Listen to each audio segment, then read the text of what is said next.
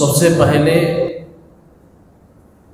ہم رمضان کو اللہ نے صحت کے ساتھ عطا فرمایا اور صحت کے ساتھ ہم روز رمضان کو پائے، مگر روزہ رکھنے کی اس وقت طاقت نہ رہی، دھوپ کی تپش میں یا تکلیف اور مشقت میں روزہ نہ رکھ سکے، تو جو آدمی روزہ نہیں رکھے ہیں یہ سال بھر ان کے لیے موقع ہے۔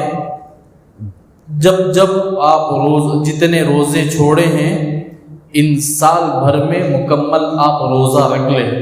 ترتیب اگر ہو تو الحمدللہ، اگر ترتیب بھی نہ ہو تو ایک ایک روزہ درمیان میں رکھ کر اپنی زندگی کے روزوں کو برابر کر لیں، یہ اللہ کا حق ہے۔